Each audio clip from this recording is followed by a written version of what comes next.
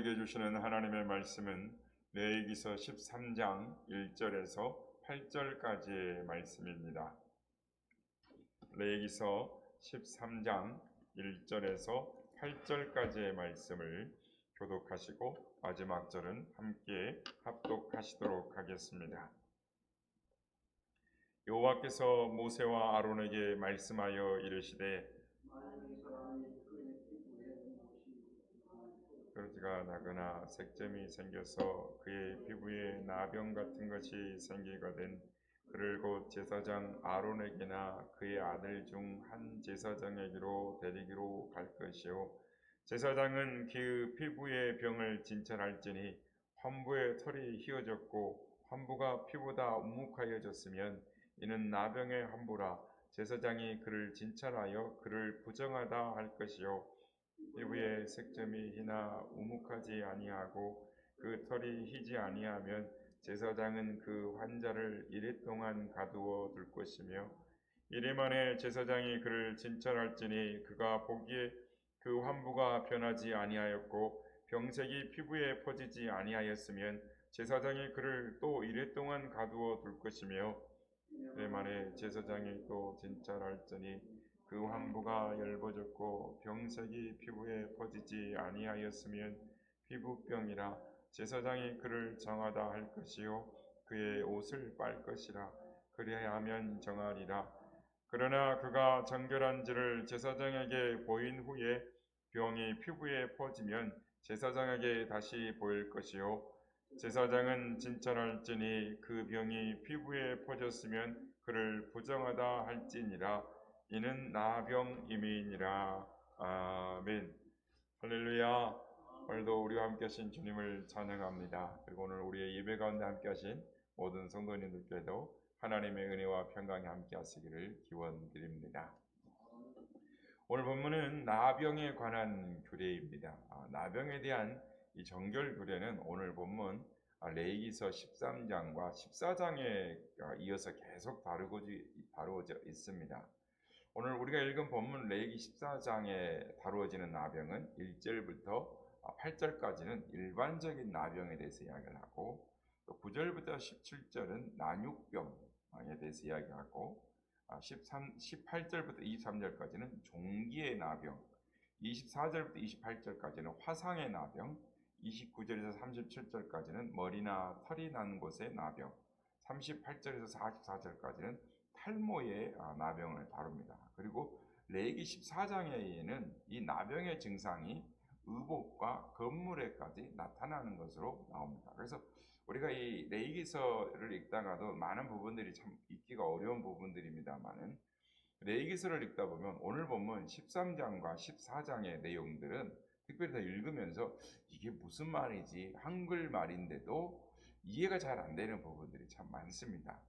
그러나 오늘 나병에 대한 부분들이 13장은 59절까지, 14장은 57절까지 그러니까 많은 부분을 나병이라는 부분만 2장을 할애를 하고 있습니다.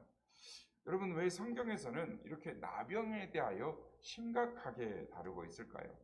그것은 이 나병의 이 죄의 무서운 속성, 그러니까 죄가 이 번지고 퍼져나가는 이 죄의 무서운 속성을 상징적으로 보여주고 있기 때문입니다. 오늘은 이 나병에 대해 살펴보므로 우리의 죄된 모습과 우리의 신앙생활과 연관지어서 생각해보므로 은혜를 받고자 합니다.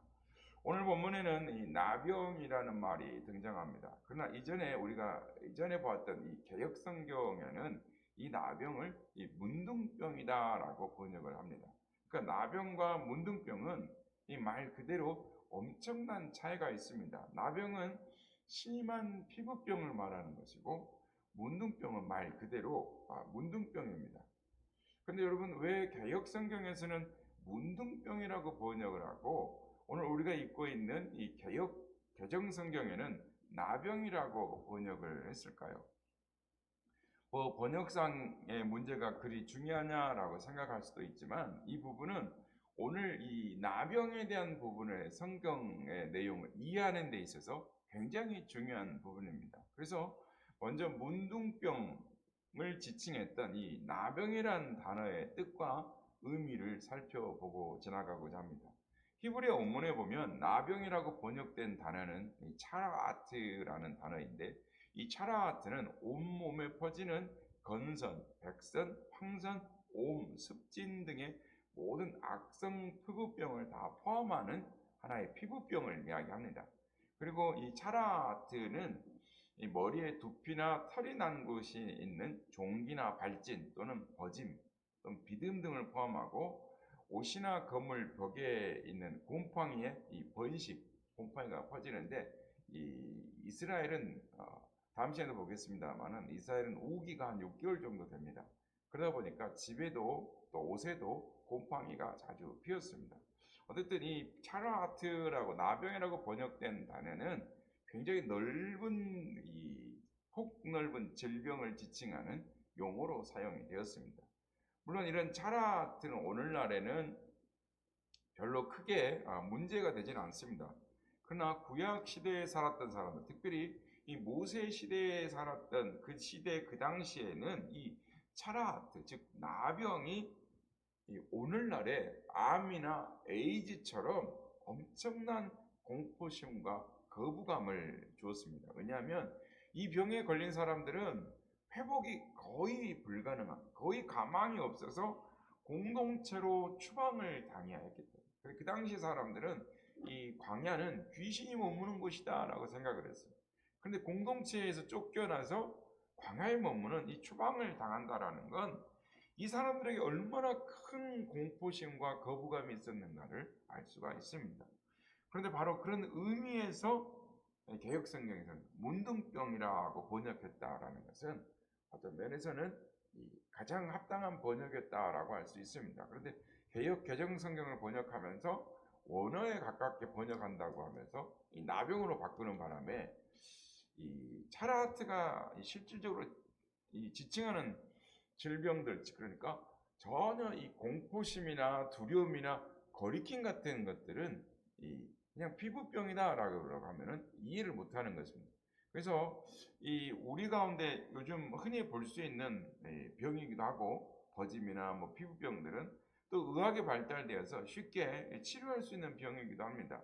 그래서 이 차라아트라는 단어를 그 용어의 의미대로 습진과 같은 진균에 의한 피부병이라고 번역을 하면, 차라아트 용어가 그 당시 사람들에게 주었던 이 공포감, 이 두려움들이 충분히 전달되지 않습니다. 그래서 용어상으로는 맞지 않지만 문둥병이라고 번역한 그 병은 이 병이 주는 공포감과 두려움은, 그리고 격리되어서 평생을 지내야 한다라는 이 점은 우리에게 너무나 잘 전달해 주는 것입니다. 그래서 이 나병이라는 것이 어떤 것으로 그 시대의 공동체 이스라엘 백성들에게 받아들였는가, 그것을 우리가 먼저 한번 살펴봤습니다. 그렇다면, 그런데 이 차라아트는 여러분 이 개인의 문제가 아니라 이스라엘 공동체의 문제였습니다.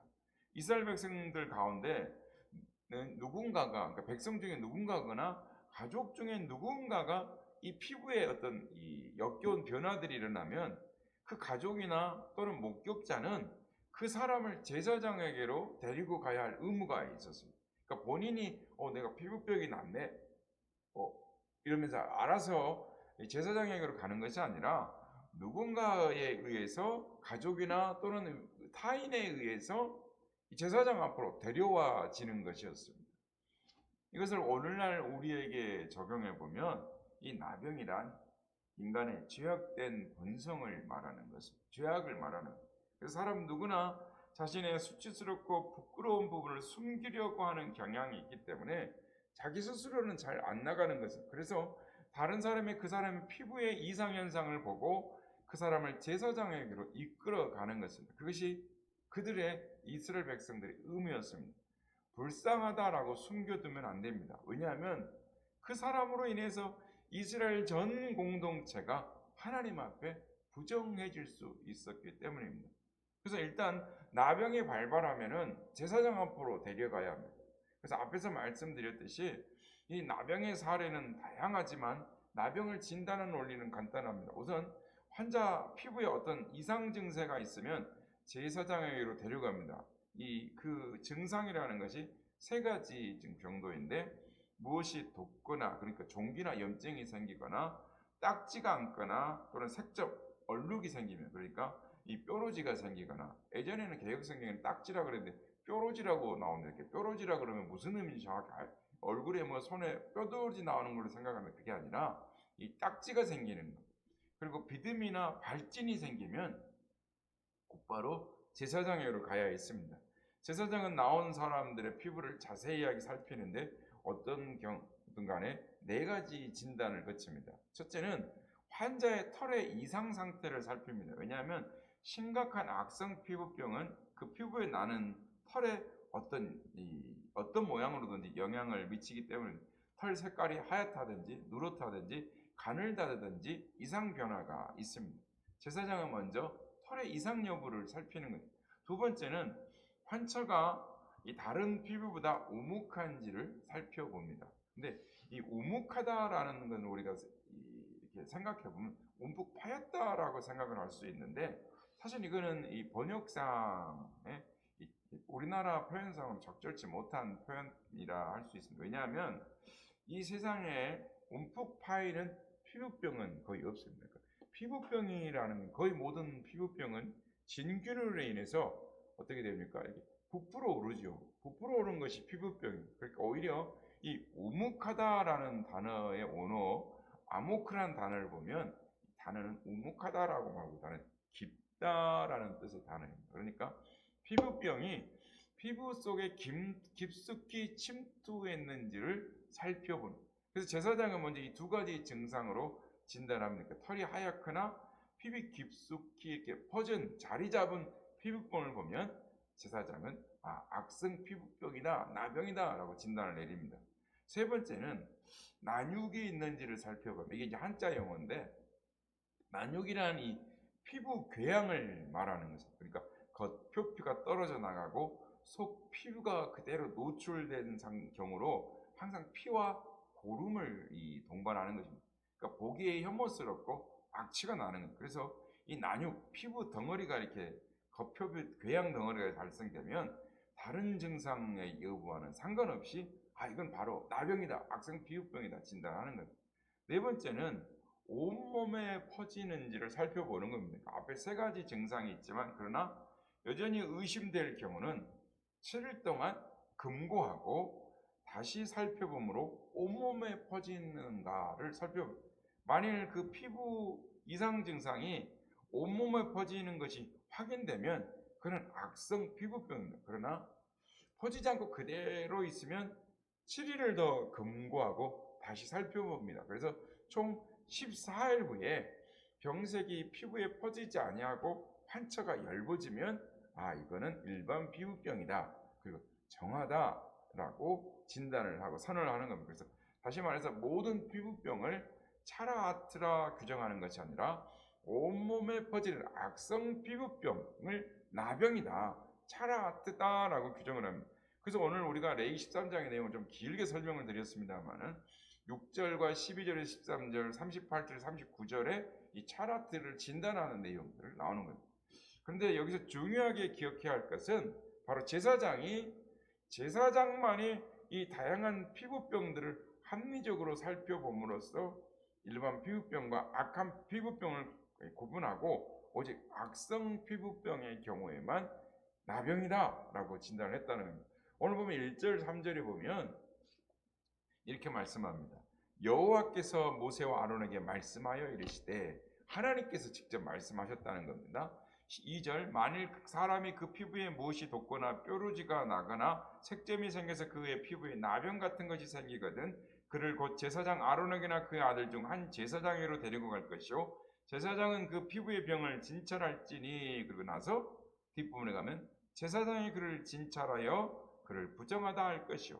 그러니까 제사장은 그 피부를 진찰하고 그를 진찰하여 그를 부정하다 하라. 그러니까 제사장이 진찰할지니라는 말씀이 오늘 우리 레위기 13장에 계속 나옵니다. 5절, 6절, 8절, 10절, 13절, 15절, 17절, 21절, 23절, 25절 계속 진찰할지니라는 말씀이 계속 나옵니다. 성도 여러분, 하나님은 왜 계속 진찰할지니 진찰하라라고 계속 강조해서 말씀하시는 것일까요? 이것이 우리에게 주는 교훈이 무엇일까요?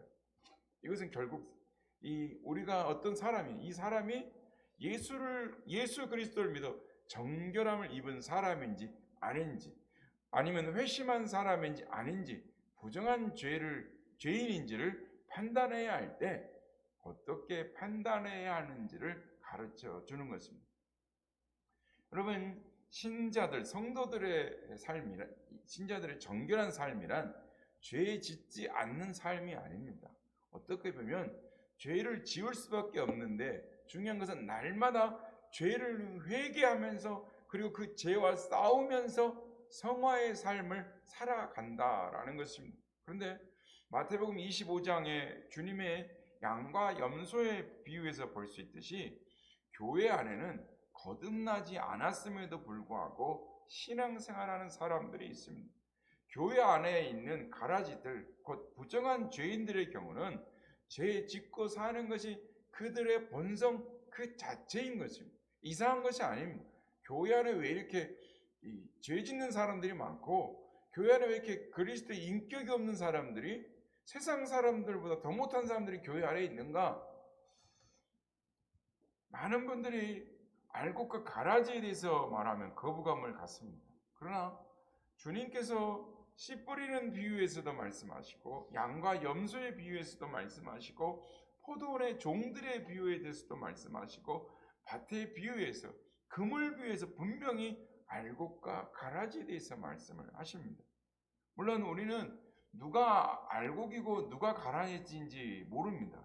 또한 우리 모두가 알고 있고, 또 교환에서 있는 우리 모두가 다 알곡들이 되기를 바랍니다. 그러나 이것을 우리가 분별을 해야 한다라는 것입니다. 즉, 어떤 사람이 참으로 정한지 어떤 사람이 부정한지 죄인인지를 분별을 해야 하는, 그건 결국 증상을 통해서만 알 수 있는데, 털 색깔과 난육과 전엽성들을 문둥병을 분별하듯이 한 사람의 열매로 그 나무를 알 수 있는 것입니다. 이것이 이 본문에 있는 이 청교도로부터 되어진 청교도들의 해석이었습니다. 물론 이 말씀은 목회자가 모든 성도들을 잘 판단해서 가라지는 교회에서 쫓아내라 라는 말도 아닙니다. 어쨌든 이 가라지의 부분을, 알곡의 부분은 나병을 진단하는 면에서 네 가지로 오늘 현실적으로 적용이 될 수 있습니다. 첫째는 목회자가 초신자에게 세례를 줄 때 잘 살펴서 세례를 줘야 한다는 거예요. 요즘 그냥 아무나 예수 믿는다 그러면 세례를 막 주는 거죠. 한 가지 비등한 예를 들면, 햄버거 먹기 위해서 세례 받으러 오는 군인들에게 한마디 말만 듣고 세례를 베푸는 것, 이건 오늘 본문으로 비유해 설명하면 부정한 차라하트 환자를 정하다고 선언하고 이스라엘 공동체로 받아들인 것과 같은 것입니다. 이것이 전 교회의 공동체를 더럽히고 세속화시키는 원인이 되는 것입니다. 그러므로 목회자는 초신자의 신앙 고백이 참된 신앙 고백인지 살피고 그 삶을 잘 살펴서 참된 신앙의 증거가 나타나면 그때 세례를 베풀어야 한다라는 것, 성경에서 말씀하는 것입니다. 그러니까 하루 이틀 살피면 되는 것이 아니라 긴 시간을 두고 충분히 살펴야 합니다. 본문이 가르쳐주는 것처럼 7일 동안 살펴보아야 된다라는 건 뭐냐면, 7일이라는 숫자는 완전수를 의미하는데 충분히 살펴보아라라는 것. 둘째는 교회가 장로나 목회자를 세울 때 잘 판단해야 합니다. 예를 들어서 교회에 거짓 선지자가 있을 수 있습니다. 거짓 선지자를 자신의 교회 목회자로 세우면 다 같이 망하는 것입니다. 그러므로 철저하게 판단하고 세워야 하는 것입니다. 예수님은 열매로 그들을 알지니라고 하셨습니다. 삶을 보고 판단해야 합니다. 물론 처음에 잘 안 드러날 수도 있습니다. 그러나 자세히 진단해 보면 어떤 식으로든지 그 정체성을 드러내기 마련입니다. 피부병이 있으면 탈색이 변하게 마련입니다. 털 색깔이 변하게 마련입니다. 당장은 표가 나지 않아도 7일의 시간이 지나 보면 표가 나는 거죠. 셋째 원리는 이러한 원리를 우리 자신에게 적용해야 합니다. 우리 자신이 갈아질 수 있는 것입니다. 그러면 우리 스스로 자신이 알곡인지 가라앉은지를 잘 판단해야 합니다. 나는 당연히 믿는 사람이야. 이렇게 그렇게 속단하지 말고 그것이 자신의 착각일지도 모른다는 걸 한 번쯤은 생각해 봐야 합니다. 왜냐하면 한평생 살아가면서 주변 사람들에게 예수 그리스도가 구원 주요 하나님이라고 한마디도 못하면서 교회 안의 신앙생활은 열심히 한다는 거예요. 그게 자신의 착각인지 아닌지를 한번 살펴봐야 돼요. 자신의 삶의 열매를 보면서 충분히 스스로 검증해 보아야 한다라는 거예요. 네 번째는 이 본문을 이 치리의 관점에서 잘 적용해서 볼 수 있습니다. 피부병이란 이 겉으로 드러난 죄를 상징합니다. 우리도 마음으로 날마다 죄를 짓죠. 그러나 이 불신과 이 외식의 삶이 이 골마 터지면 마음으로 짓는 수준에 그치지 않고 파괴적인 방식으로 죄를 행동으로 옮기게 되는 것입니다. 이것이 사람들에게 목격되는 죄인 것입니다. 그래서 제가 참 황당한 이야기를 들을 때가 많습니다. 예전에 이렇게 장신대에서 목회학 박사과정을 공부하고 있을 때 그 교회를 그만뒀다는 거예요. 아니, 왜 교회를 그만두고 이렇게 올라오셨습니까? 아니, 그 교회 안수 집사인데 목사님하고 다퉜다는 거예요. 근데 새벽에 잠자고 있는데 포크레인을 갖고 와가지고 목사님 사택을 쳐버렸다는 거예요. 이게 사택이 무너져버리고 잠자다가 목사님 가정 식구들이 놀래가지고 모든 짐을 창고로 빼고 교회를 그 주에 인사를 하고 사임을 했다라는 이야기를 들으면서 이게 상식적으로 과연 가능한 것인가 생각해 볼 수 있는 것이죠. 어쨌든 파괴적인 방식으로 죄를 행동으로 옮기는 것, 내가 그리스도인인가 한번 살펴봐야 하는 것. 그래서 이 죄를 목격한 사람들은 그 죄를 지은 사람을 권면하여 도와야 하는 것이고, 그래도 회개하지 않으면 교회가 그를 치리하는 것입니다. 그렇게 치리할 때 섣불리 치리하는 것이 아니라 충분히 살피고 검증해서 해야 함을 오늘 본문이 가르쳐 주는 것입니다. 그래서 권면을 받아들이고 회개하면 다시 받아들이지만 회개하지 않고 죄를 고집하면 교회는 그를 출교함으로써 교회의 거룩성을 보존해야 하는 것입니다. 그러나 출교한 이후라도 그가 회개했으면 교회 공동체는 그를 다시 기쁨으로 받아들여야 하는 것입니다. 성도 여러분, 오늘 길게 오늘 나병의 규례에 대해서 살펴보았습니다. 오늘의 말씀은 하나님의 준엄한 경고의 말씀이고 참 무거운 말씀입니다. 하나님은 이스라엘 공동체에 나병이 퍼지지 않도록 진찰하고 또 진찰하라 라고 말씀합니다. 무서운 속도로 퍼지는 죄의 속성을 경계하고 공동체가 부정하게 되는 죄가 퍼지지 않도록 깨어있어서 죄를 분별함으로 하나님 앞에서 거룩한 공동체가 되고 한 사람 한 사람 각자가 깨어있어서 거룩한 삶을 살아가라고 우리에게 요구하고 계시는 것입니다. 하나님은 날마다 우리의 몸과 마음을 살펴서 주님 앞에 거룩한 백성으로 살아가시는 우리 모두가 되실 우리의 선한 이웃교회 모든 성도님들이 다 되시기를 예수님의 이름으로 축복합니다.